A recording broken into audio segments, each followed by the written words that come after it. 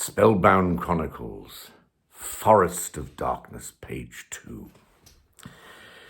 They moved quickly and silently down the street until they found a private passageway leading to the back gardens of the house. The moon disappeared behind thick black clouds, plunging the area into sudden darkness, so it took them a few minutes to find the right house. A 6-foot-high metal gate, locked and bolted from the inside, was set into a solid stone wall, guarding the rear of the gory property. What are we going to do now? We don't have permission to animate, and in this form, there's no way either of us can climb over that, Jonty whispered. I know, so let's try another tack. Looking left, then right, and at all the upper windows to make sure they weren't seen, Mr. Waite said, "Come on, next door's garden doesn't seem quite so impossible to get through." In his haste, Jonty collided with the neighbour's dustbin. Tin cans bounced and rolled, making a hell of a din, enough to raise the dead. One by one, the windows either side of the gory house opened, and heads bobbed out. Mr. Waite pulled Jonty back against the wall. They crouched and waited. A fat, bald, bad-tempered house owner yelled, "I know somebody's out there." He paused, squinting into the darkness. "Show yourself!" The pair held their breath, remaining perfectly still. "That's it. I'm calling the police."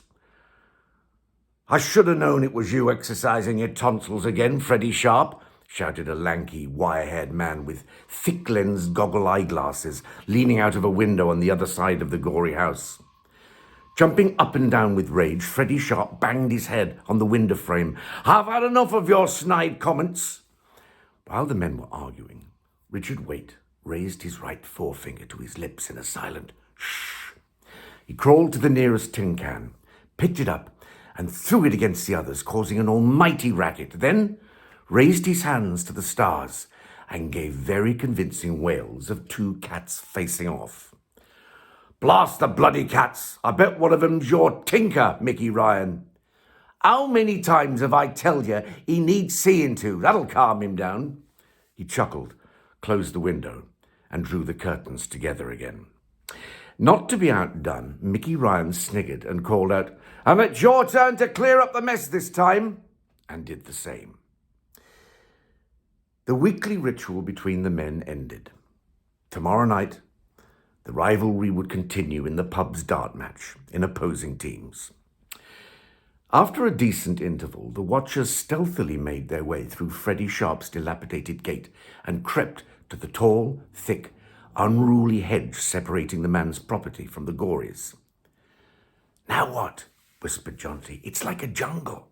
We'll never get through that without causing another ruckus." "Desperate times call for desperate measures," Mr. Waite mouthed. He dug into a pocket and pulled out a peculiar-shaped gadget. Pressing a button, a bright light shone out of the handle to about 10 inches and solidified in the cool night air. Mr. Waite moved cautiously towards the hedge. Jonty grabbed his wrist. "You can't use the fire blade. We gave our word at the beginning of this assignment." "As I said, desperate times."